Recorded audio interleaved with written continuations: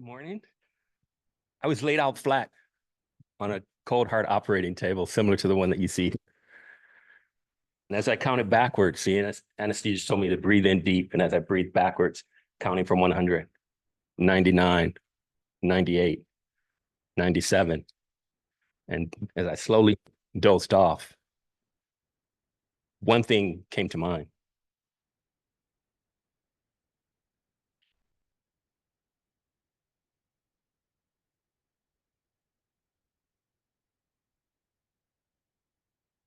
I think I'm going to stand over here today. It was these faces. Now, I told my wife in advance, she knew from the beginning. When I was taking my son to college to drop him off, I let him know.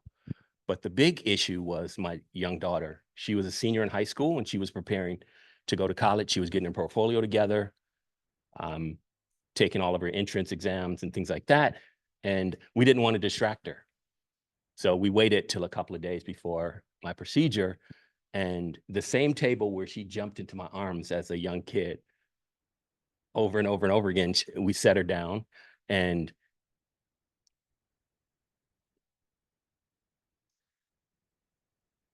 I told her, there's a possibility I might not come home tomorrow. That was one of the toughest things I ever had to do. And fortunately, for me, I woke up to this. This is an image my cardiologist gave me right after the procedure. I didn't have one, but two 100% blocked arteries. And I immediately thought, what was going to happen to me? What was next? And when I was in the hospital room, a member from the hospital came and she mentioned that they have a rehab program for cardio patients.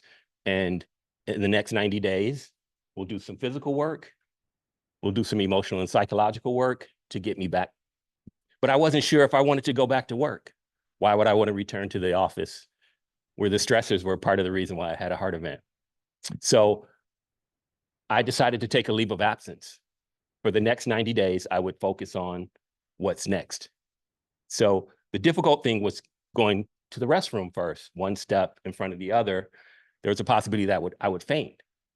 But eventually, one step turned into a quarter mile, turned into a lap at the park. And I walked every single park in the Santa Clarita Valley trying to heal. I found myself at this particular spot one day during those 90 days, and I thought, I'm going to get to the top of this hill. And I wonder, but I thought to Michael Jordan, a lot of the reporters would ask him, how could you win this morning title? How do you should be this morning so easily? And he said, I break it down into small tasks. Each quarter, if I get a certain number of points, I'll end up in this fashion. So I decided at that point to break this hill down, which is the tallest point in Santa Clarita, into segments. I would build up to eventually get to the top of the hill. This may sound crazy for someone that just had a heart event, but on the 87th day, a couple of days before I returned back to work, this was a view that I woke up to early in the morning. This is a valley. It's an incredible view, but it was more important for me to prove that I could come back. But during those 90 days, I did a lot of soul searching. I decided to really focus on doing things that, one, made me happy creatively, as well as challenge me. And I really tried to focus on things that would make me stronger as a person and allow me to achieve some of those dreams that I put on the side along the way. You may be wondering, what the heck does this have to do with Knowbility and WordPress? It has a lot to do with it, because what I'm trying to do, and what brought me before you today, is I tried to give back to people that made an important impact on my life as I went along. And I had a couple of instances with both WordPress and Knowbility. And that's why I'm here today, to try to give back to this community that meant so much to me along my path. Today's slides are available here. And at the end of this session, there'll be another opportunity to scan the barcode or enter the URL. Also, there's a series of links that I put together for this class that you can refer to as well. And these are really focused on user experience, WordPress, and accessibility as well. All right. So my origin story with Nobility, way back in 2008, Nobility did a conference in Los Angeles. I was just taking a job as part of the web team, and I was an HTML person. I had done some PDF stuff, and our IT group had some tickets. And if you work at a large company, tickets are always available to certain things because people really don't want to spend time outside of work doing work. So I took those tickets, and that was where I learned about accessibility. I learned what HTML accessibility was, things to work on in terms of writing HTML. I learned how to make the PDFs that I was working on accessible. Back then, Flash was a big deal. I learned, and a lot of the things that you're going through this week, I went through way back then, and it made a big impact on my life. I became that pain in the butt in the office. That person was always asking, hey, what is this accessible? Why are we doing that? So that was a very big point in my career. And so I decided, I reached out to Sharon. I said, hey, I want to come in person. I've done a couple of Nobility events in the past. I participated in the AIR competition, as well as I spoke online during the pandemic to John Slayton, Access U. My WordPress journey was similar, but in a different way. At one point in my office, our lead developer and our CSS goddess, they both left the agency within a month of each other. And I inherited a WordPress site. And up until that time, as I mentioned, I was just an HTML guy. I was in a Microsoft shop. So we had an Oracle CMS that was crappy, and I had to figure out how to use WordPress. And fortunately for us, we had a budget.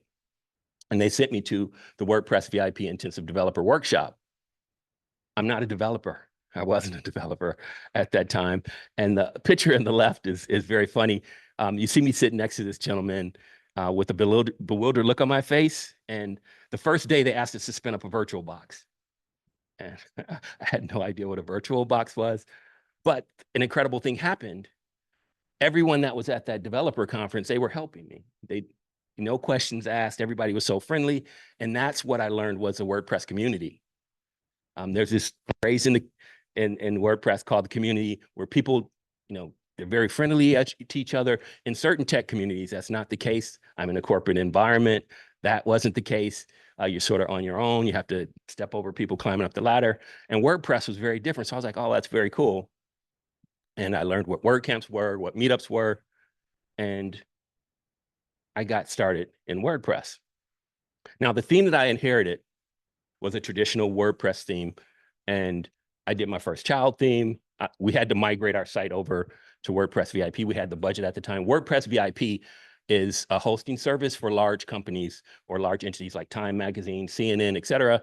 And they had a very regimented and strict way that they worked with their clients. So I had to learn how to commit code and things like that. So I began doing some development type work. And it made me very disciplined in how I went about my WordPress work. Before we go any further, let me tell you a little bit about me personally. My background was in design. I finished design school, and I worked at a couple of Fortune 500 companies in their brand departments. At Unisys, we merged. I was part of Burroughs. We merged with Sparrow to become Unisys.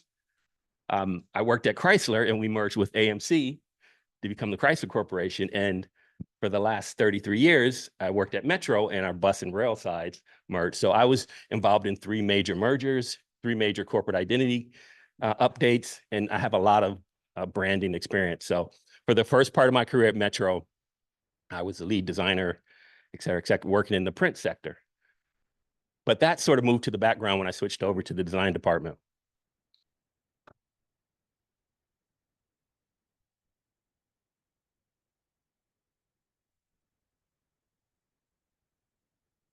All right.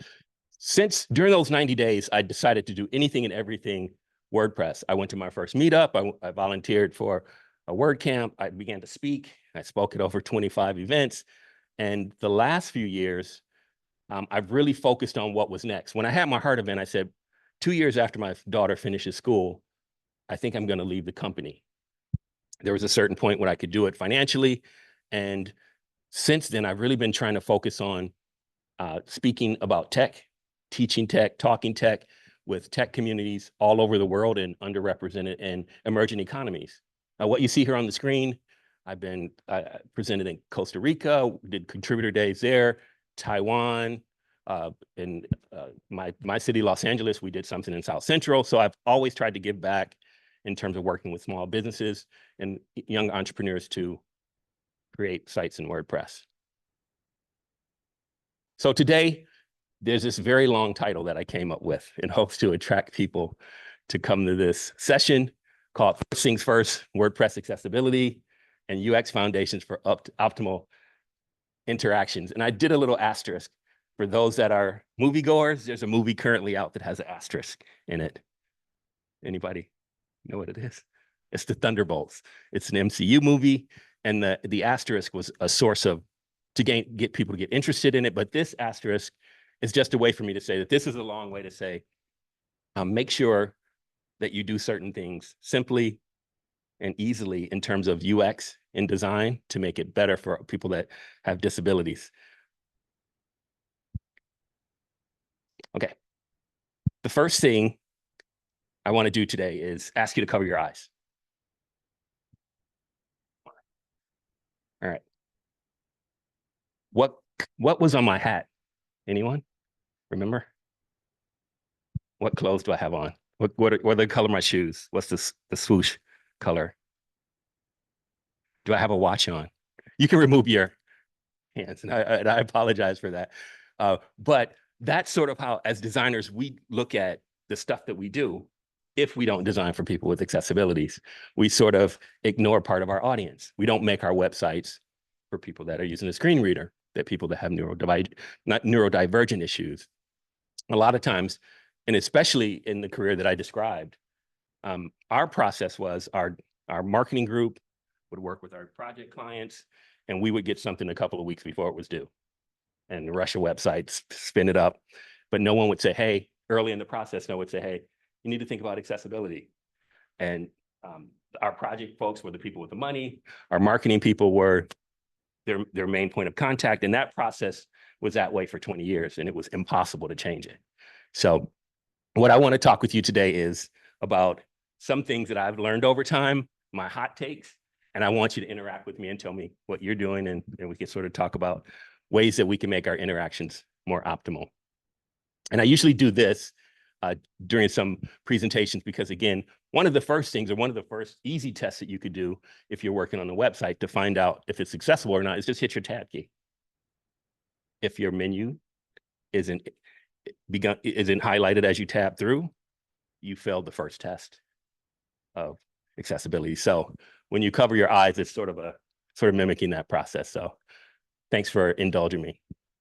One thing, and I apologize at the beginning, this is what I left for my wife when I came. The day before I left, we had a clogged sink, and I unclogged it. But when I landed in Toronto, and then on here, my wife said, hey, there's water leaking outside the house. So unfortunately, I didn't get a chance to do a lot of the exercises I wanted to do with you today. So please bear with me on that, and I apologize. So today, it may be a little more abbreviated, but I'll try to get to some of the thoughts that I wanted to convey to the group. All right.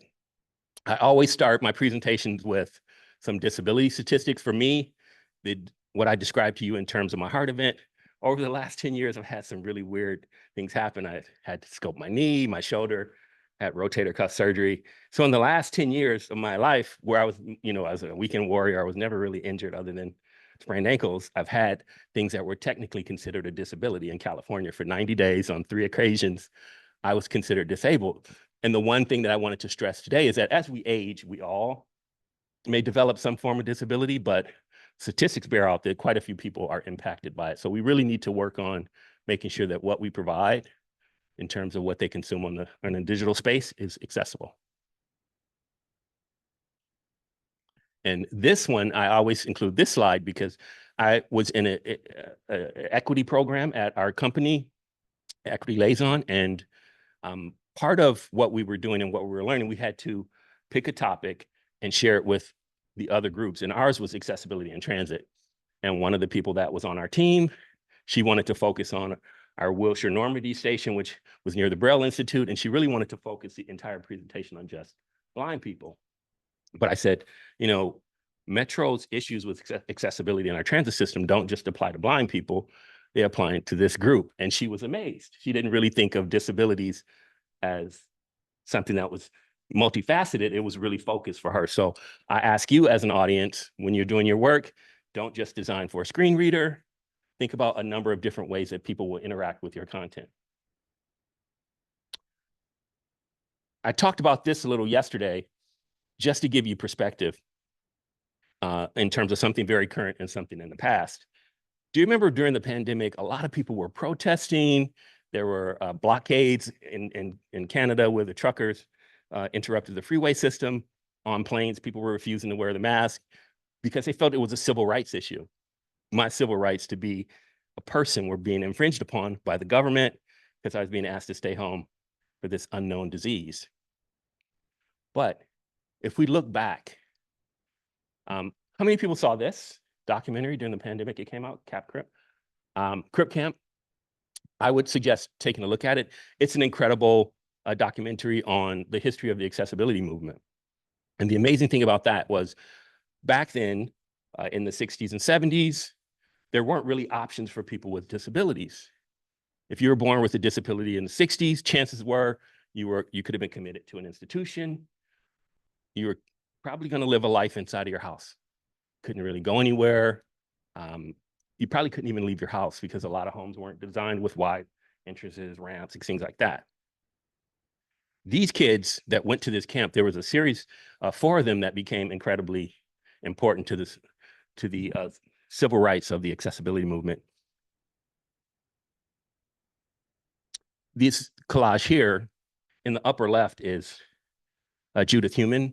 She was one of those students. She went on to law school, and she and the group began to have a lot of civil protests across the country. They set in the state of California. You know, she went to UC Berkeley. And in New York, they were doing protests in the subway system. They couldn't get into the systems or any public places in the 70s. And it culminated with the Capitol crawl, which you see on your right. The cool thing about it was that they were impacted by what was going on with the civil rights movement. And they took that tact in terms of getting their message across because they were being ignored, arrested, and things like that. But this particular form of protest was what really got the world's attention. And it eventually resulted in the passage of the ADA. But what I wanted to talk about today is a lot of the things that you're here for today, it's been a law that we should have been doing it for 30 years. So why haven't we been doing it is the question. And we'll talk about that in a few seconds as well. In terms of digital stuff, if you're doing websites, I'm sure you've heard of this report, and a lot of folks mentioned it this week. The WebAIM Million, they look at 1 million websites, their home pages, and although it's the tiniest bit of information on the slide, that's an incredible stat that over almost 95% of home pages fail basic accessibility. So why are we building pages that people can't consume or small groups of people consume is a great question to ask yourself. There's, though, in the documents that I shared at the beginning, the slide deck, as well as the Google Docs, it has links to the report as well. But these are the areas where people fail in terms of WCAG 2. Low contrast text, missing alternative text, form input labels. And these are really simple things for the most part when you're building your website. So why don't people take care of those things? And that's the reason why I wanted to do this part of, like I did 2 presentations this week. And I wanted to do this part to ask designers, why do we ignore those things? Part of this is WordPress. It's not going to be as much as yesterday, but this is sort of the history of WordPress. There were 2 guys, they decided to fork a project that was out there, and it became WordPress. And WordPress has had an incredible growth over 20 years. Most open source projects live and die within maybe 10 years. WordPress is going on about 20 years now. And now it makes up 43% of the web, which is an amazing number. Initially, it was thought of as a blogging platform. As a matter of fact, at Metro, I redid our Metro Art site. On our general website, it's really for the public to find out how to get from A to B. The political side of it is that a lot of the information is not really important. There's always real estate fights to get project information on the front page. And our Metro Art group is one of those folks. They have about 800 pages on our, they had about 800 pages on our former site. And so we said, know about less than the 1% of people look at your information, we need to move you somewhere else. So when I was designing how their website was going to look, the person I was working with, my project contact, she mentioned, I thought WordPress was just a blogging platform. So a lot of times people just think of it like that. But now WordPress runs, you can do your e-commerce site, you can do a traditional site. And again, I mentioned WordPress VIP, like news organizations, a lot of big companies use it as well. So it's not just for blogging anymore. In terms of Figma, what are people using for user experience? When I did my research, and as I began the second part of my career, I was like, I want to get back into design. I picked up a pencil again, began sketching. And now in December, I finished at Metro, and I'm really focusing on doing more design, doing more UX, doing more accessibility work. And I was looking around for tools to pick up again. I'd used Sketch, Zeppelin, a whole bunch of different programs over the years. And Figma is probably the big bear in the forest right now. It's over 40% of folks use it. And it's a lot bigger than the other platforms. So I decided, let me start investigating Figma. How many folks in the group use Figma currently? Anyone? Part of the work? Okay. All right. This is what it is for those this is a basic definition from their website. It's a UX tool that helps you build prototypes. It also helps you do things like card sorting with FigJam, a lot of different things, but it's a really versatile browser-based tool. What is Figma accessibility? Over the past few years, they've started adding more features to consider accessibility as their market share increased. They began getting criticism for not being as accessible a tool as it should be. So it technically allows you to build prototypes that you can access with the screen reader to test. And that was one question you mentioned in the back that you use it. And when you build prototypes, do you ever test with disabled customers, or when you build a prototype, is it just for your client?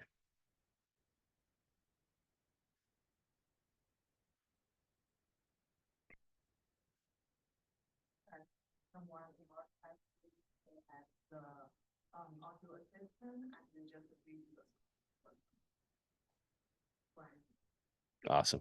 Awesome. So you are considering, that's great.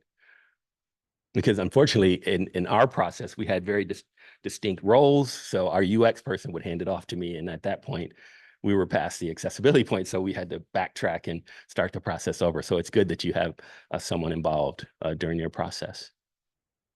All right. So our first discussion point is, and that's what I just asked, do we build prototypes that are accessible for testing in Figma?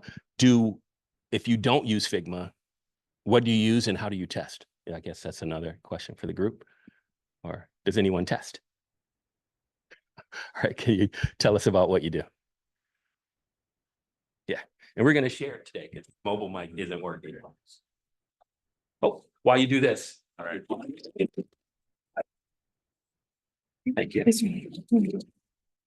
I'm a developer and I'm kind of like the de facto accessibility compliance officer person with this whole department. So I'm familiar with Figma. I receive designs via Figma, and I'm wondering really if the prototypes are not accessibility, how to move this into the get them into a more accessible space, I guess would really be my kind of question to this question.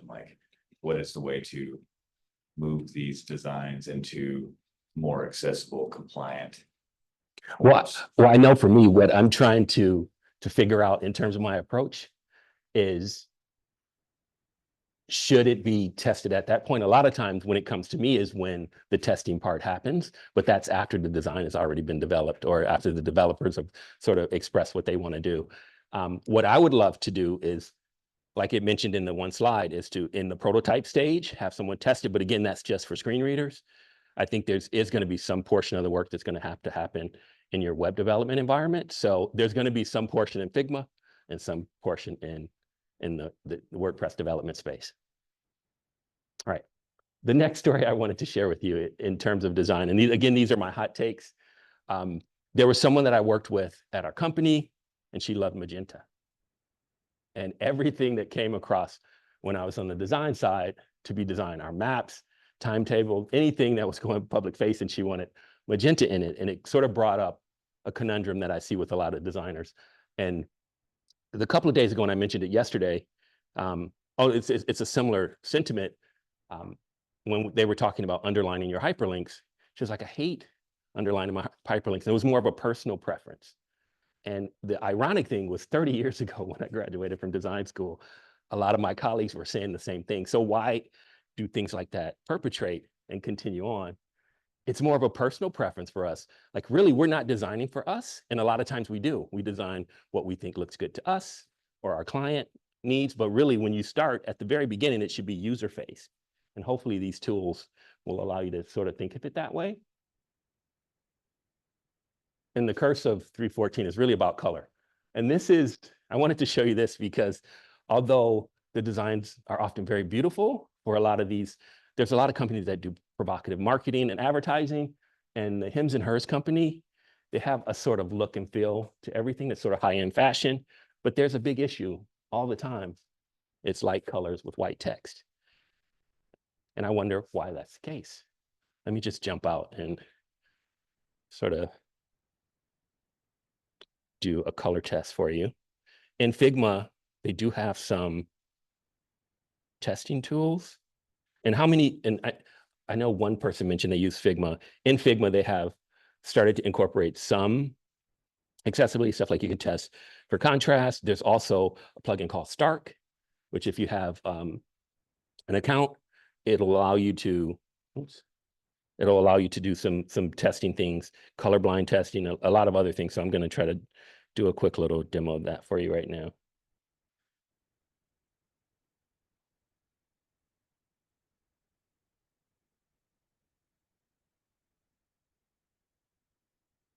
Are there any questions as I sort of pull up this other thing here?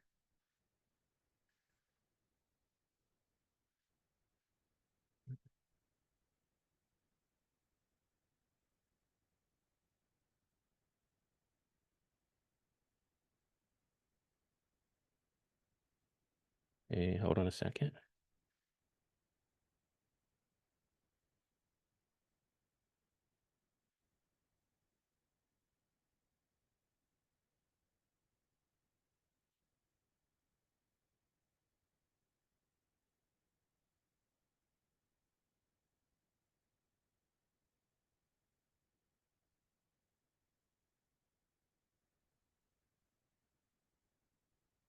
Okay.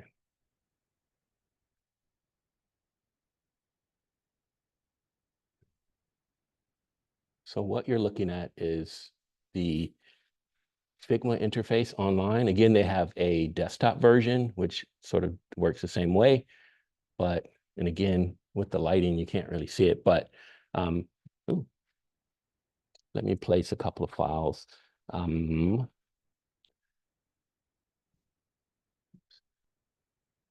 The captions are in the way. There's a toolbar at the bottom, right, where the captions are popping up. Let me grab this image here.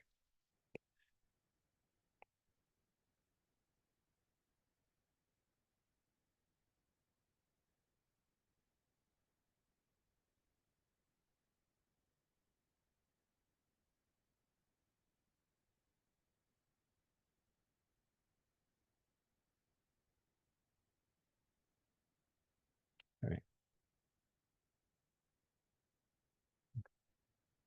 Right. So on the screen, and I'll try to plus it up a little bit for you, is a worksheet, a artboard, and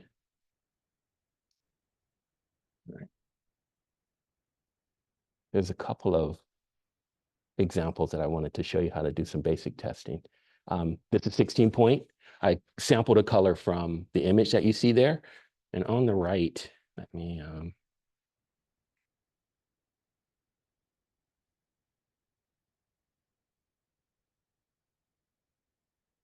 in the lower left, and again, I apologize for it being so small, but when you click on the fill color, it pops up a dialog box.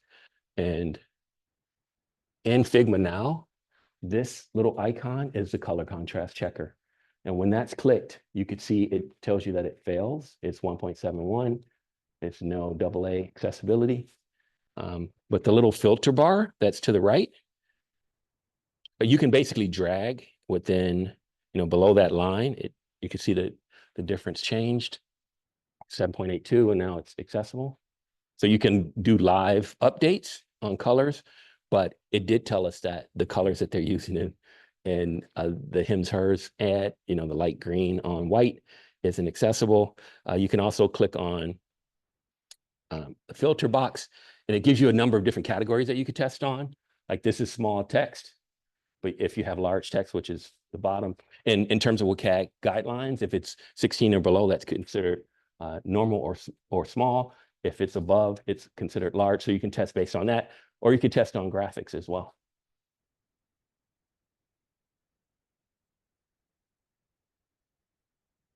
Okay, let's, I had a second image, but for some reason it's not showing, but let's go back and take a look at the image and see if we can.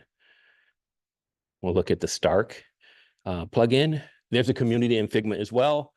It's a little different. That community is more the things that you can buy to use with Figma. Unlike when you think about community here at Nobility or community in WordPress, a lot of what we talk about in the WordPress community is finding tools that are free for the most part to learn. But I downloaded the Stark plugin. It's free for 12 days if you wanted to test it out, but you do have to pay after a certain amount. So unfortunately, like I said, in Figma, a lot of these tools, just like Figma, if you use certain flavors of Figma, you have to pay for. All right.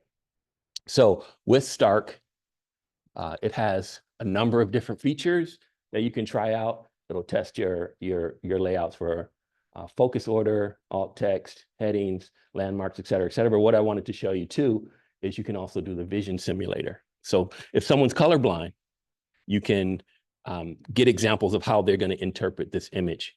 So again, let me see if I can, there's another image that I had a story behind. Let me see if I can drop it into the document directly. And we're going to take a look at a quick way to take a peek at whether there's any color contrast issues or issues that someone that's blind is going to have to deal with.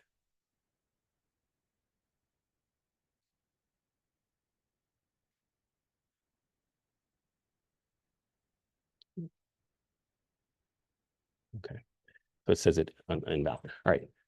So in order to do that, you can sort of click on the image, and we're going to go over to the vision simulator, and it shows you the various forms of color blindness. What it can do also, if you select all and generate, it'll create a number of images. I feel like that's kind of buggy. It never works when I do it. But what I do is I click on the generate, and then you get a thumbnail of what you're looking at here. Let me see if I could make that a little bigger for you.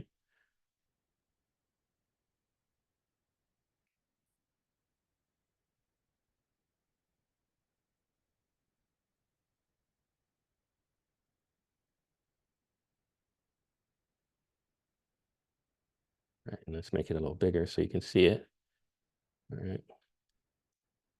All right. So you can test it in a number of different modes of color blindness. But if someone had this form of color blindness, this is what they would see with the colors.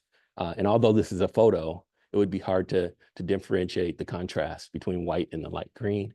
So it's a good way to take a look at the images that you're going to use on your website and quickly get an idea. The other image that I was going to show, and I'll show you here on the desktop if I just open it up, is a picture from the NFL. And one of the biggest blunders that they did maybe 10 years ago, it was all for the sake of a lot of teams sell different versions of their kits, or in the bookstore here, they have, the college logo on a t-shirt that provides revenue for the school. And a lot of times they change it every year. But this was what the NFL did. It was called the color rush.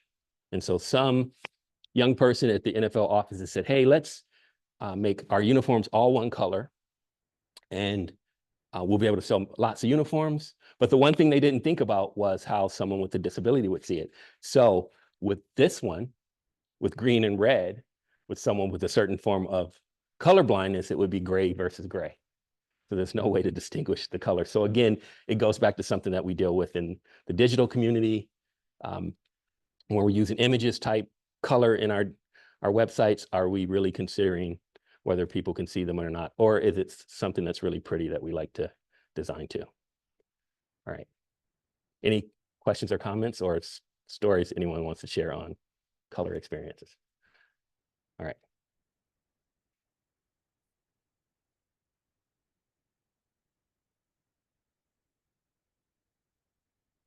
I'm going to pull up the slides again. All right. The next one is brand guides. I worked at Metro for a while. We had a very distinct brand. It was award-winning.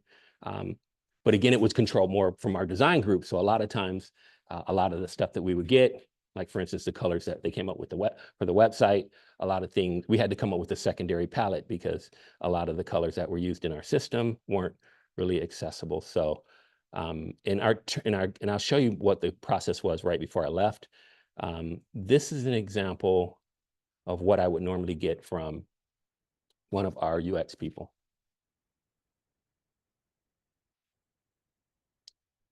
It's elegant. It's sort of within our brand. We always have we have an in-house photography team, or we had an in-house design photography team that would take these great shots, and it was really language-based, a lot of what we were trying to communicate, because again, they were trying to get people, if you've driven around Los Angeles or been to Los Angeles, traffic is terrible. So a lot of the communications were trying to entice people to get out of their cars.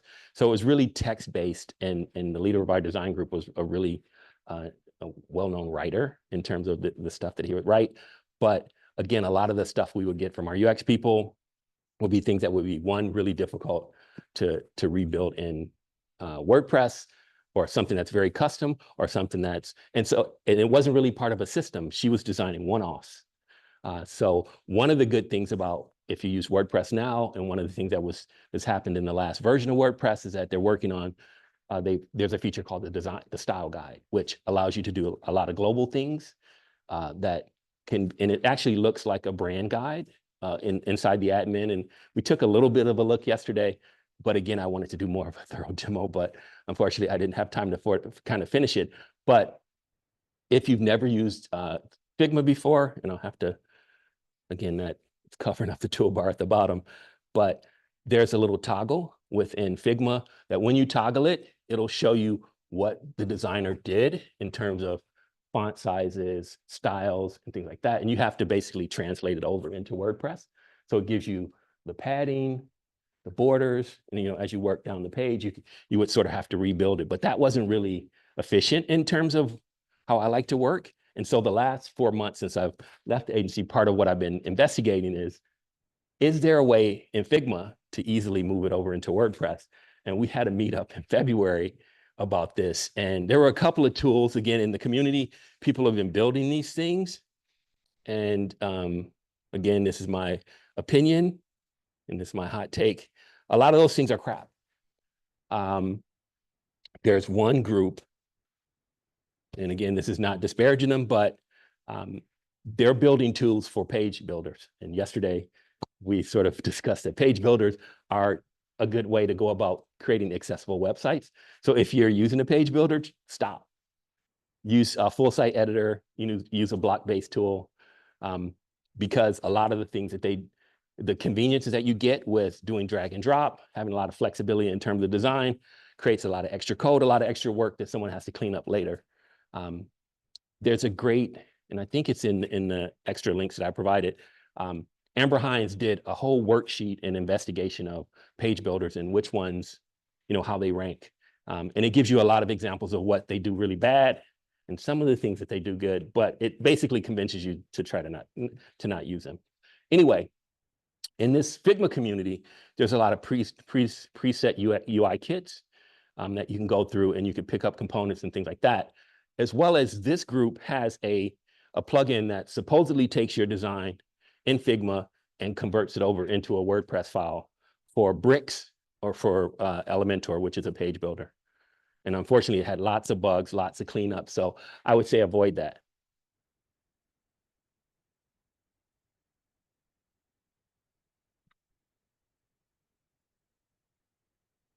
Right. User experience. That's a hot term now. But again, like yesterday, I mentioned 30 years ago, a lot of the things that designers are talking about now, we were talking about back then, and they haven't really changed. User experience has been around a lot longer than most people think. Now, that's sort of a term that a lot of people use as part of their job titles. But way back in the 90s, Nielsen Norman was doing a lot of work in the UX area. As a matter of fact, he's been credited with creating the term user experience when he was hired by Apple to sort of look at their products and try to make the user experience a little better. But nowadays, when we think of user experience, what I think of is the experience that someone has when they're using your site. And one of the tools that I would recommend in terms of your design flow or your design process, always start with accessibility. Start as early as possible. We talked about it a little yesterday. It's sort of like building a house without a foundation. You can build a house without a foundation. You could build a houseboat. You can build a house that's on sand, but it's not really a house that's going to provide a lot of stability. So build that into your process early. And the other thing I would recommend is start with wireframes. Try to solve a lot of the basic problems that you'll have in terms of design, or a lot of the discussion that you'll have with your clients about where things are going to be positioned. And this way, before you even delve into design colors, because one of the things that I dealt with at Metro was people wouldn't really respond to this part of it. It's when they see the colors and the images on the page is when they sort of perk up and are interested. But this gives you a basic idea of where things are going to go or how the flow is going to be. Because again, user experience is more than just coming up with a design that works. It's coming up with a design that has input from users. How many folks have ever done like user testing? I know we talked about that, just have someone in, use your site, do some task, or that's in addition to someone testing with having someone in to test that has a disability. We never get feedback on how our designs are going to work from users until it goes live, which is the worst thing. So that would be my other hot take. Try to have as much testing early. Way back at Metro, we did a set of user tests for a redesign, because back then our website changed based on politics. We're a government agency, a state transportation agency, and our board of directors was the mayor of Los Angeles, city council. And so they would just come up like, I don't want to get too political, kind of what's going on in Washington right now, where the guy in charge will just make an executive order and things would change. At our agency, the mayor would say, hey, we want to put this on the homepage. And they would pass a motion and we would have to change it. It wasn't whether 99% of our people use our site to try to plan a trip. That 0.2%, 0.02% was because the mayor wanted it on the homepage. So unfortunately, that's the worst way to design. And a lot of times we design based on, we'll take on a project for a client, like if we're building a restaurant site or something like that. And they'll tell us what works, what doesn't work, but we really don't get the perspective of how will people use that site? And is that part of the process early on? And again, especially with accessibility, the more people that you include in the process, the more open your websites are, the more money he'll make or she'll make. So again, it's important to do that at the beginning instead of retrofitting. There's been some courses this week on remediation and things like that's like doing something after the fact.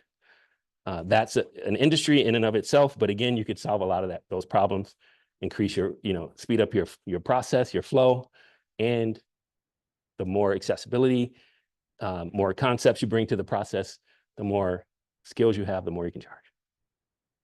All right, stickiness. This is another pet peeve of mine in the UX field or design field. And what I mean by that, don't prevent an exit for your customers. This morning when I was doing research for this, last minute research for this presentation, I found a document And as I was moving around the page, and this is a more common, a more recent occurrence, is one part of this page, when I got to it, it popped up into the screen. And pop-ups are awful, but it's sort of an interrupter that people feel like, hey, I want to force you to interact with our product. I want to force you to sign up for our newsletter. I want to be able to gauge how many people sign up for it. But if you look at this screen, there's something missing. Can anybody tell me? Exactly. There's no way to exit. And so I was clicking around, and I guess you just sort of have to start scrolling. So it created a whole new user interface, a whole way that they wanted you to interact with the content. So again, it was a story about accessibility. This was totally inaccessible. So try to avoid pop-ups and I call them interrupters on pages, just for the sake of interrupting.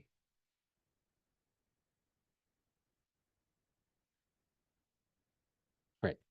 Bells and whistles is sort of an obvious thing. A lot of times we respond to motion, animation, sounds, things like that. But someone that has a neurodivergent issue, it could cause problems. Animation, things that move can be problematic. So try to avoid those. And this is sort of my mantra. I talked about it yesterday. The world will be a better place if we can eliminate PDFs and interactive maps. That's from the metro part of my life. We were always doing projects in the neighborhoods, impacting neighborhoods, changing the way people got to work or got home. And the folks that are in our planning group, they were from UCLA, USC, and they have awesome planning groups, but they love interactive maps. Those maps have a really limited audience, and all of the mapping tools like Esri and a lot of the big tools, a lot of what they generate, the colors are bad. It's not interactive. There's no way to interact with it with a screen reader. So again, these things are high return. People really respond to them, but they're really not. Like if you're a government agency and you're just creating PDFs, we were sued at one point because our PDFs weren't accessible to people that were using our system. So again, you open up your company to some issues. We talked a little bit about handoff. Again, in our process, we would get something from our UX person in a formal process. That would probably go to a developer and then it would come to us, but we sort of were a one-size-fits-all kind of agency in terms of what we did on the web team. So I want to find out more about how people work in terms of handoff, how you get information that you turn into a web page. Anyone want to describe their process? You mentioned you're a developer. Do you work with designers a lot, or tell me about your process a little bit? I thought that right now we're switching all of our sites to WordPress. Oh, from Joomla, you mentioned it, yeah. Okay, and why is that? Joomla is and sorry to interrupt, Joomla is another open source project. It sort of works the same way as WordPress, but it hasn't been as adopted as heavily. Yeah. So, I think that have a lot of thoughts. The development team has decided that we're going to move all the sites to WordPress, so we're moving all the sites to WordPress. Does that mean you don't want to move them, or you're happy the way they are? Okay, okay. 10 seconds, and I don't want to give the wrong impression. Oh, no. I mean, it is happening. So I've been thrust into this new to me realm of WordPress, and I want to make sure that all the sites are accessible, because I've been tasked with making the sites accessible to this point, and I've been doing that with Joomla. And so I'm here to figure out how to get in on this ground level while we're still designing the theme, to make sure that we can kind of get it from the start, the foundation, to make it as accessible as possible. So the designs aren't yet fully delivered for what the new theme will be. mm-hmm.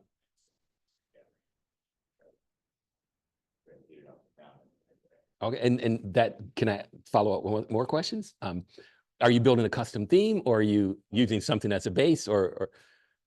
There's a custom theme being built by an outside developer. Okay. And so, it's gathering questions and insights so that I can go to him as the theme is being created. Make the steps being created so that I can access it and that it just kind of is accessible from the beginning. And one more question. Again, I'm sorry if I'm getting into your business. Are they coming up with a design system? And basically a design system is a set of modules that are branded that, you know, someone that's a content creator can just drag and drop. And we did a little bit of that yesterday with showing you how you can pull in a pattern into WordPress, how you can pull in a block. So are they going to develop those kind of blocks or widgets? Yeah. There was a design system that got kind of, you know, it's like, oh, we're going to do this a little bit bespoke and this a little bit bespoke. Once you do it a couple of times, it's right. no longer design. So we're coming back to a design, so that's being kind of created by the design team. Mm-hmm. And then the final question, what's your timeline or your window to get this done? Oh, really? Wow. What percentage are you done? Oh, wow. That's incredible. Only 3 months away. Okay. Well, going to come and go one way or the other. Okay. All right. Well, I know. Make sure kind of shorter timeline than accessibility guidelines are being met. Okay. Because it doesn't have to be. It can be beautiful design and accessible to everyone. And that's one misconception. A lot of folks have done speeches on this in our community, as well as I've seen some articles, whereas accessibility equals ugly, which is, I don't get it, but you know. I think the underlying thing that somebody, you know, this is everyone, but I think that a lot of designers don't like being told that they have to. Right. It's like, you know, someone telling you what to do kind of thing. Yeah. All right. And we've connected. So make sure if you got any questions or anything I can help with, I'll definitely give you all the knowledge I have or try to point you in the right direction. All right. All right. And we also, well, let me do this one thing. It's in my slide deck and I'm sort of bouncing around at this point because again, I wanted to do more demo style. Like I had a stack of cards. How many people have done a card sort as part of your design process? And basically it allows you to, and this is something I would recommend you do early. It allows you to come up with how people are going to use your menus on your site or how your content is going to be organized. A lot of times, and one of my questions was, when you're doing laying out your website and your menu, how do you come up with how it's organized? By alphabetically, by priority, any other input? Because I'll show you an example. And again, I'm sort of going off topic here, but go ahead. Yeah. I was just thinking like with our landing page, like kind of by priority, but like we tried to keep the more educational learning materials like at the beginning, and then the more kind of business process, what we do together. Cause like, you know, guidelines and training, I want to be by each other and not be, you know, I don't know, have like, how do you file a request in between them? And I guess the second question, because I saw your incredible presentation yesterday, is this an internal website menu? Is it for your team's use or okay? And that's another thing that impacts what your menu looks like, is whether it's an internal tool, because unfortunately, a lot of times the people that are inside your agency drive what happens on your menu, even if it's an external facing menu. And a lot of times that's not the best way. I didn't use our company's official socially sharing platform, I don't know, whatever you call it, but where you would share out a blog post and give everyone an email they don't want, you know. Because their navigation was so awful. So like what I ended up doing was just doing a SharePoint site, which I have a love-hate relationship with SharePoint. But of what I had available to use, life goes on, because I could fully control it, because it was like, I can do this. I couldn't fully control the other one in a way. And I was like, this is just, I have a page there that has people go to SharePoint, but I wish I could just do a normal website. Yeah, because as a developer, there's a reference to these complex menus. They're called mega menus. And unfortunately, they're terrible for accessibility. But I wanted to show you, I mentioned that one of the design iterations of our website was based on a declaration from our board that we should add the trip planner. But also what happened was there's a battle between the departments and the real estate on the homepage. And at one point we had 150 links in our menu. which was impossible to use. And this is the iteration today, which is funny because, you know, we narrowed it all the way down and cut a lot of things out and sent them to landing pages for projects and things like that. Now, one by one, the menus are getting more complex. And I'm glad that's in my rearview mirror, so I can't really take credit. I can't fight it anymore. But so, you know, a lot of menus aren't going to be this complex. They wanted even more interaction in the menu, which is totally unusable. But again, you can see now it's almost up to 20 on this one. And then I think this one is almost up to 30. So again, there's a constant tug of war between the people that are the internal users, and it's not, they never really consider what the audience needs. So again, The design is also inconsistent, like each little mega menu was different. Yeah. Even though the last one had the most links, it was the simplest and cleanest, most understandable layout. Yeah. And what happens a lot is we get complaints that go directly to the mayor, which is on our board of director. And then their assistant will call and say, someone said they can't find the Expo line link, and it would have to go. So it's not really based on any, you know, if there's more interaction with the developer or designer, we could sort of go through the process of explaining. Like me, I was more focused on trying to make sure that our queries, our searches were, you know, doing, you know, trying to solve those problems instead of putting it on a menu. So another example of this process is LA is going to host the Olympics in 2028.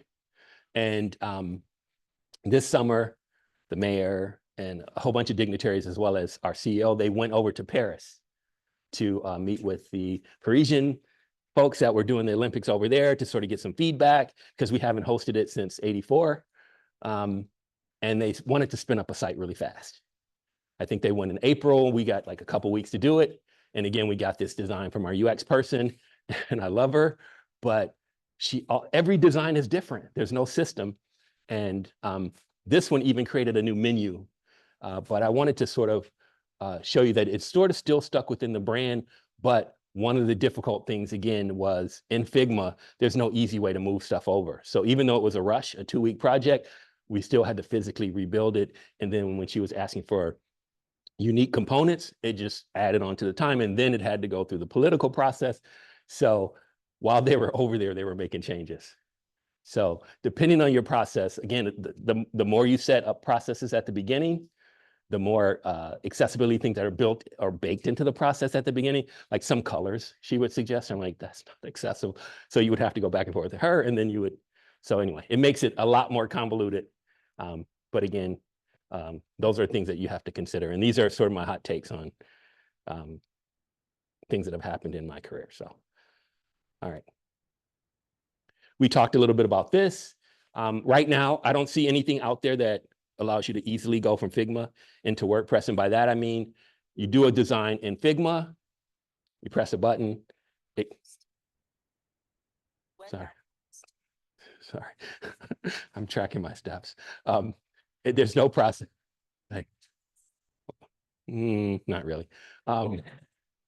We're just walking back and forth. It started it up again when I was just going back and forth. So there's no way to go from Figma into WordPress without a lot of work on the back end. You have to map things. So right now it's really problematic. And what I hope to do, and like I said, this has been I've been investigating this since April as I'm getting more into it. I mean, since January. I want to find out, I've actually reached out to the company that built one of the plugins in Figma about this. And so hopefully there's a way to sort of smooth out the process, but right now it's not a good idea. All right, so one of the things I wanted to do in the time that we had here was, and unfortunately, like I was going to do a card sort to sort of show you how you can organize your menu. But again, I didn't really get a chance to flesh that out. But I wanted to sort of walk through a quick UX exercise before we finish. I enjoy food, but more exotic stuff or interesting food things. And during the pandemic, a lot of restaurants or places of business had to close because if they didn't have a way to do curbside or pickup, they couldn't do business. So a lot of sites, unfortunately, started using overlays They sort of proliferated during the pandemic. And in January, I think in February, the FTC fined the biggest overlay company $1 million for making false claims. And one of the things they did during the pandemic was say, hey, we can make your site, we can add one little line of JavaScript. It'll add an overlay, and that'll make your site accessible. And that was a lie that they got dinged on. So if you're considering it, try to avoid using them. So one of the things I wanted to do is with the remainder of the time we had left, and again, I'll sort of walk you through it. This is one of places in my area that I enjoyed going to that had some issues during the pandemic. They reopened, and again, they violate a lot of the stuff we talked about. When you go to their site, the first thing you see is an interrupter with information. It's an announcement that says, hey, after 2, it tells you about a pickup thing. So why is this an interrupter? It's not really something that needs to show. It could show during your checkout. It could show when you look at the hours, or, this is something that's sort of basic. And if it's that important, you should find out where people will actually get it in the process of them deciding whether they want to visit the restaurant, order online, or get curbside. Another thing they have is the dreaded overlay. This is how an overlay looks. It pops up on the page, and when you click on it, and again, this is part of the big lie. Let me see here. All right. Yeah, so when you click on it, the accessibility overlay, this is what you get. It allows you to make changes to your website, but one of the things that they didn't consider is that bit of JavaScript is terrible for a screen reader. It always stops the screen reader in their tracks. And that's the person that this supposedly is supposed to be helping. So again, avoid overlays. A lot of this stuff, I mean, it should be part of your designs. If you remove those obstacles, then they don't have to worry about having to quote unquote do them. What were you gonna? I just want to give an overlay example where I went to the website for my church, and they're like, oh, we updated our site, we're trying to make it more accessible. And then they used an accessibility plugin on WordPress, which was an overlay. And by the way, the company here, they have a different name for their overlay in the WordPress repository to sort of trick people. So anyway, go ahead. Instead of being, in this example, it's in the bottom left corner. I have a screenshot from it where it's in the upper right corner, and the hamburger menu for the main menu is under the overlay button. So I can't really show you. It's on my. You can't it's blocking what you need to use. Yeah. It's the menu, and the overlay was blocking it, and I'm like, the accessibility overlay button is making it so I can't even access the menu, and not even using assistive technology and other things there. And anyways, it was just yeah. It didn't work on dark mode. It's you can't even see the. Yeah. It's all good. But that's a perfect example. Again, if they were using it while they were developing it and had someone come in to test it, then they would figure it out. Again, when we did usability testing, we came up with questions that were specific to our site. So for example, we said, plan a trip from UCLA to Union Station. And then we watched the person perform that. And you get so much direct information from watching someone use your site that you never consider as a designer or developer, or even the person that's writing the content. So that's why I would always recommend, and one of the funny things about a current project, and I was talking about my hate for PDFs, our projects people have the money, and they decided we're gonna build a new component to our projects page that allows you to access PDFs easier. So they were building, as PDFs, when you open it up in the browser, for the last 30 years, there's been a plugin that opens it in your browser. So they felt like that wasn't enough. They wanted to build a search on top of it, and all that was going to happen within WordPress. So again, you can fight the good battle, but sometimes you lose for reasons that aren't understandable. So anyway, one of the things I wanted to, and there was a third interrupter. So again, there was a cookie pop-up that pops up. So before you can even decide what kind of ramen you want, you have to go through this maze of things to try to figure out how you're going to close them. And one thing I was going to do is with a restaurant website, and this is sort of interactive. Again, what do we need from a restaurant website? Anyone? Menu. That's a good one. Anything else? The ability to order. Yes. Anything? Good one. Phone number, call to make sure they're open, Yes. especially if it's vulnerable. Anything else? Exactly. And one thing, and one thing that I found as I search, when you search menu sites, and I had another, this is, I love ramen, but I also love pho, Vietnamese food. And on the Vietnamese side, I was going to pull it up and use it as an example today, but they redesigned it since the last time I ordered it. Their entire site, a lot of restaurant sites have PDFs for their menus. And that's the only way you can see the information. Some of the other things I would think should be on a restaurant site was pictures of the dishes, costs of the dishes, text descriptions of the dishes. Ingredients. That's good. Or calorie count. I mean, if you wanted to get really granular, like whether it's vegan, you know, a lot of these things help people make decisions up front. But when you look at this site, again, there's a big graphic. There's like text in the background. This is a good call to action. It's right there. I guess they basically want you to order online because there's a couple of instances right there. Let's see if there's a location on it. Let's see if some of the things are there. Here's the address. Here's the phone number. And the order online. Let's see if we click order online, if the menu has pictures or if it has a description. Another interrupter. So you can't even look at the items on the menu to determine if you want to visit because there's a fourth interrupter before you get to it. You have to do that. But many people may drop off. They may get to this point like, I don't want to give you my personal information, and they didn't know that they could click that box and still go ahead. So again, when you put up these barriers for people and you think that they know what you designed it for, or you think, in the other instance when there wasn't an X, I had to figure out on my own, but the developer was like, hey, they can figure it out. You prevent customers from getting to your information. So again, another accessibility thing, these are accordions. These may not be accessible. Again, I haven't tested it, but again, I like to, you know, when I design sites, that information should be out and open, make it easier for you to read. Is this going to work on a mobile device? Is it going to be responsive? Again, it's the price, but no pictures. I think there's a picture when you add it to your cart. So again, it's sort of like the user flow is kind of out of order.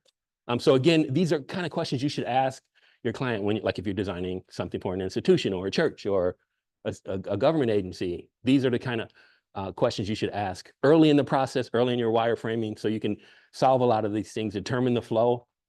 Again, a cart sort is great. A user experience is great. There's tools like Hotjar.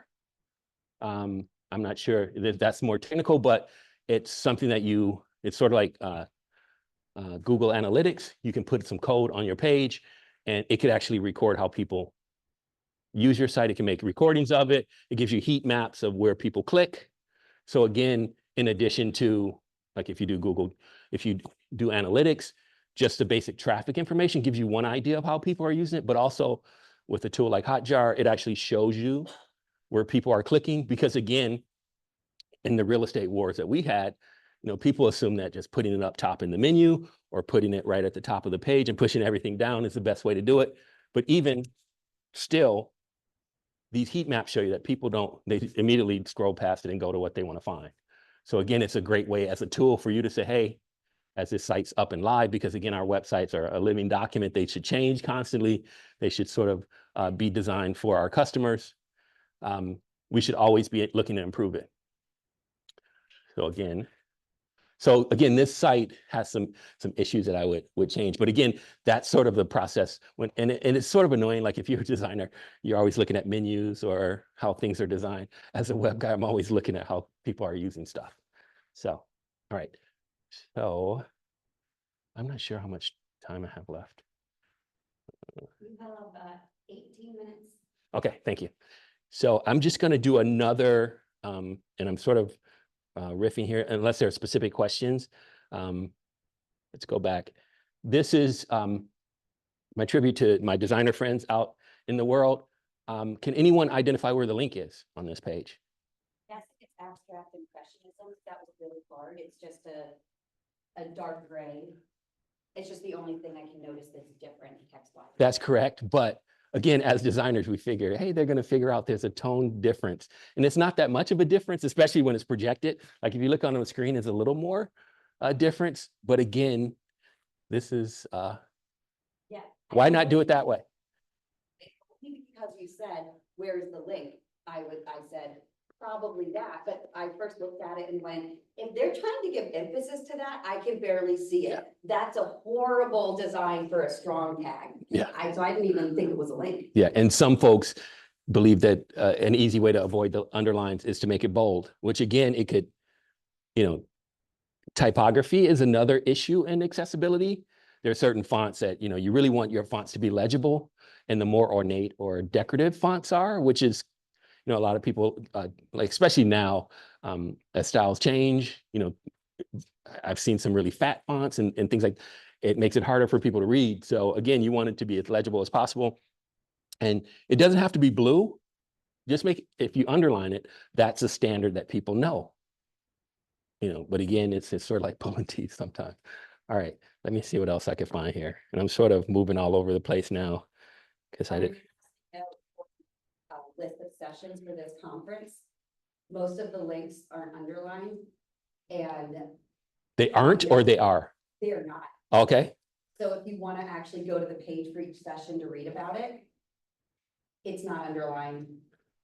Okay. And I would say, It's rough. and I would say not being critical, I would, when you do your survey, you should say that. I was going to make a few suggestions too, but it's not from a place of malice. It's like it makes a better user experience for people to get things that they already are familiar with. Like your version and when things like that, I have trouble finishing through the task. Okay. No. I mean, I totally get it's just, and like if we're going in that direction, like for me, the shuttle page, like the transportation page was sort of buried and I had to sort of find it. And then, so it just depends. Like some things like that, like when I've done conferences, I make sure the address is on every page, or, things that people are always looking for, don't make them look for it. And with clients, for example, I usually ask them, what kind of things can we solve that you get calls about all the time? Like some of the frequently asked questions are things that should be on the website to solve the person that's picking up to take an order from answering. It makes things more efficient. All right. With the time we have left, I could go in a couple of different directions. We could do a little more of the underline versus no underline, like some questions kind of thing, like a test, or I could tell you a little bit more about WordPress, or we could look at that. Okay. Okay. All right. So let me open up what I had yesterday.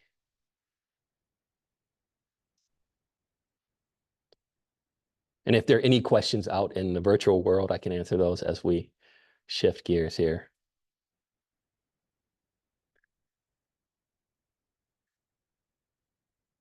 All right. Oh yeah, that's my link document. So it's got quite a few links, like for instance, our food delivery services accessible. Does accessibility apply to print design? I've heard that this week at the conference. Anyone want to take a guess whether print documents should be accessible? Of course they should. Why? Why should Is it part of WCAG? No, unfortunately. Right. Any other thoughts before we follow up there? Any votes? Should print be accessible? You want to say why? Or you've been very quiet and I don't want to put you on the spot. Mm-hmm. We have problems with it. We have sign-in sheets that people need to, like this, that's going around, right? Every second we've been supposed to be signing in. And half of our staff can't do that. Yeah. And I'm sorry I forced you to talk. You've been very quiet. Any other, did you want to jump in or? Okay, all right. Vision, and but you're still able to read a piece of paper in front of you. Color contrast is just important for print materials as for digital materials. But why are there only guidelines requiring it for digital materials? Well, part of the actual ADA does cover print. And that's one of the links in my document. Yes, it's certain forms of communication need to be. It's like, that's only if you go to a public school, one, that you can get access to NIMS files, and only if you have the proper IEP can you get access to NIMS files. And so a lot of students can't access it, and for just things like make the color contrast a little bit, like NIMS files, it's a lot more limited. Sorry, never mind, I'm gonna stop right Oh, now. no, go ahead. While I'm pulling the thing up, please go ahead. Know a lot about NIMS files, other than like, you can convert, say you have whatever your material is, okay, if you want an embossed braille version, or if you want an audiobook version, or I'm sure there are some other things, but they're very kind of pinpointed and specific to different disabilities. What if you're low vision, but you don't read braille? You just need better color contrast. NIMS files aren't gonna do that. Or what if you are, neurodivergent and undiagnosed? Especially if you're a woman, because most research focuses on symptoms in men. No, and you said NIMS? NIMS. What does that mean? Yeah, and yesterday during your presentation, I was asking a couple acronym questions. What does that mean for the person that may not know what it means? I'm so sorry. I don't know, but the organization is called NIMAC, NIMAC. I'll look up what NIMS means. Okay, that's okay. I was just like, I heard that term, but I wasn't familiar with it. Know what an expansion is if I'm going to use an acronym. So that is my bad. Oh my goodness, this overlay is making it, oh wait, oh, never mind, I was tricked, never mind, okay, sorry, I'm just, never mind, I'm done, sorry, I had an overlay up. Okay, I'm having some trouble getting in. Let me see if I can go somewhere else and jump in. Oops. Okay. Just move. If I remember correct, National Instructional Materials Accessibility Standard. Technical standard used by publishers to prepare electronic files that are used to convert instructional materials into accessible formats. And the electronic files are known as NIMS source files. But the thing is, if you want that, your instructor has to request the NIMS files, and then they're going to take time to then convert whatever thing, and you're not going to get immediate access to it. And so unless you do stuff way in advance, if you needed this worksheet to be able to fully participate in class, and then you get it 3 months later, we're not doing that worksheet anymore. Okay. All right. So I'm gonna just do a couple of things in WordPress, and we sort of covered this yesterday, but I wanted to point out, if you haven't used it in a while, it's changed in that maybe 10 years ago, people used traditional themes, page builders, but WordPress, in response to how tools like Squarespace, Wix were making inroads, if you use Medium to produce content, a more distraction-free working environment, WordPress had a classic look that you can still, we had some editors. We have a news blog that I built maybe 25 years ago. And those guys were used to using the classic editor, which has the Microsoft bar kind of thing across the top. Now in the new full site editor, it's what they call distraction-free. So you don't get a menu at all. It's just you and your content. And you have the ability to generate a page fully within this workspace. So the title is always an H1 these days. So that's simple enough. You don't have the ability to change that like in other themes, and back in the old days you could do that. So that's a good thing. But the one thing I wanted to show you was how you add content in this environment. Again, for someone that's not familiar, the workspace is a little different. It has an outline form. And this shows you as you build where things are, and you could move things by dragging them around on the side over here. Also in the list view, it shows you the same thing, but right now we don't have anything on the page. Over here, the blue plus is one way you can add content to the page.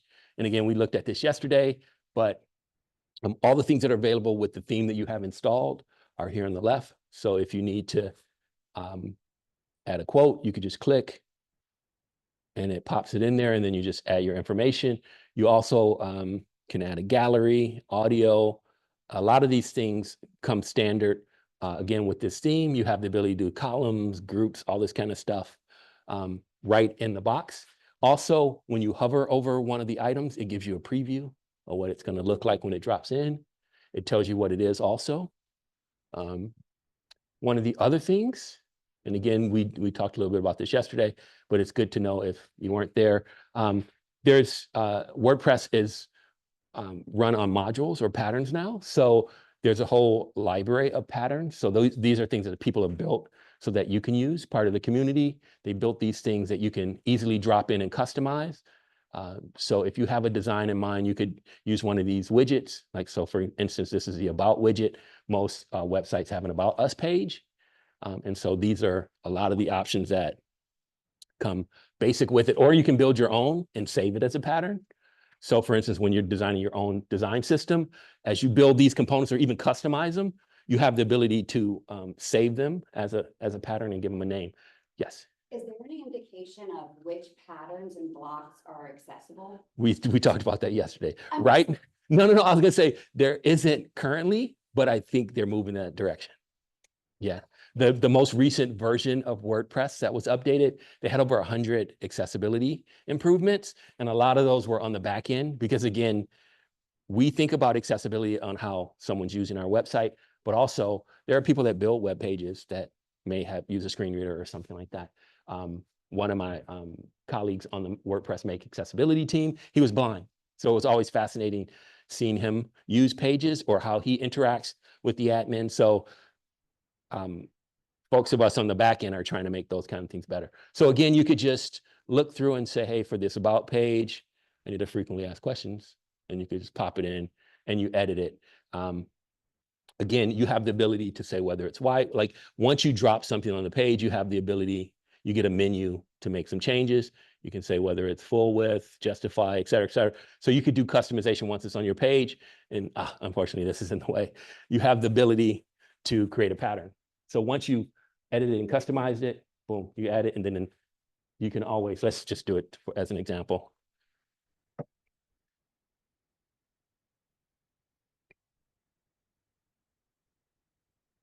Is there an easy way to bring up a code view while you're designing it? I will show you.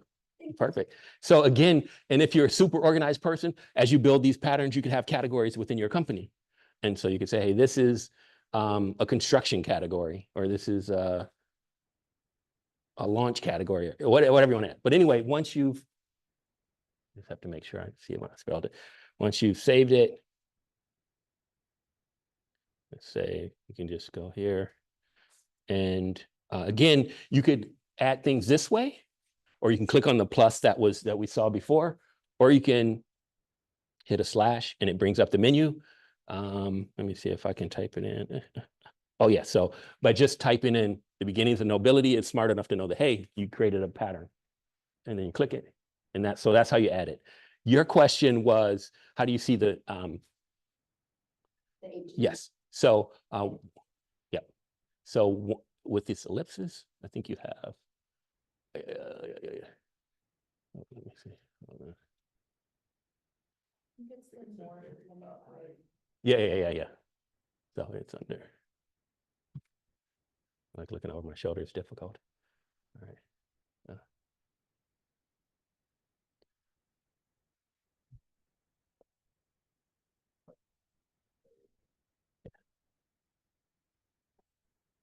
For the Yeah. same man without any sign of differentiation. And there's a keyboard shortcut also. So then it switches over to the other view and you have the ability to edit the code. A few years back when this was launched, the CEO and the director said, learn JavaScript deeply. So really, this is not really like HTML anymore. Although you can add HTML, it's sort of more developer friendly. So it's a little trickier than in the old days. So, all right. So does Hotjar just go in there when, is that code that you would just get from Hotjar when you move? Yeah, in the admin, I'll leave this. So for instance, if you wanted to do Hotjar, you can come to the plugin repository, and Hotjar has a widget. And yesterday we went through some of the ways to pick them. And one of the reasons I said to not pick it is if it hasn't been updated or tested with the most recent version. But this is a trusted thing. This is another one, another way to decide. It hasn't been updated in 2 years, which, you know, that's kind of iffy too. I would look at the average rating, which is iffy to 3. So there's, I was gonna say, don't. There you go. But, oh, I know, I'm not, yeah, not, no, that's beautiful. So once you install it in your admin, you have to have a Hotjar account, and it's hotjar.com. They give you a WordPress code. I think it's a 6-digit code, and you put it in the admin, or you could do it as a developer and write a plugin and put the information in there to install it that way. Yeah, and then it'll. I don't have access to my former company's Hotjar. I would show you. But again, as I build out what I'm doing now, I'll have some examples of that. But yeah, but it would show it. Let me see if they have some examples on their website. Oh, and we're down to a minute.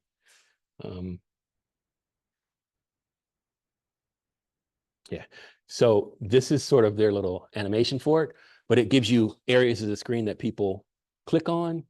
It gives you reports with analytics. You have the ability to record. So say, for instance, like when we were launching the K line, which is a new rail system through South Central Los Angeles, we wanted to see how people were using the pages once we launched. So for the first 3 months, we put on Hotjar.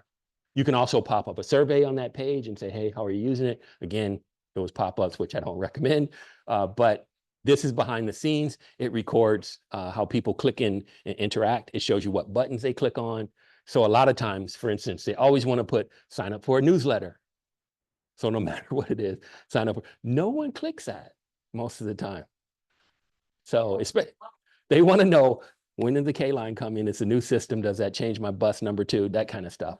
But this is a way for you to say, hey, no one clicks on that, so let's remove it. So this is a good tool for that kind of thing, but unfortunately, the plugin hasn't been updated in 2 years. So I'm gonna finish there. Again, yes. Yeah.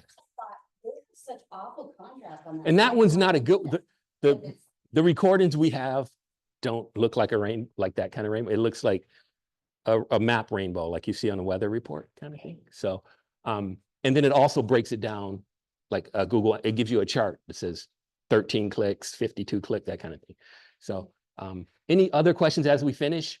And again, I apologize for my pipes busting at my house, or we would have done a lot more interaction stuff and a lot more demo stuff. I know you wanted to see more, but let me show you where you can find me as we finish here. Oh, that's not it. I was going to pull that back up and let people do the QR code thing. Yes, I think it was on the board when I came in this morning. All right. All right. So I just want to thank you for being here today. Thanks for listening to me today. You can find me here on any of these platforms, just Joe Simpson Jr. Please reach out if you have questions or anything, or I left something to be desired here. Let me know how I can make it better next time. These are the slides. This is an accessible version. It's a stripped down version. I'm more of a visual person. So the presentations, I do have lots of images and stuff. This is just black and white information on a lot of the stuff we talked about. that people designers don't like, because I want everything to be pure black and background, and I will override their All right, colors. nice. All right. This is the Google Docs that I showed you before and the link to it. There's also a QR code for that if you want to grab that.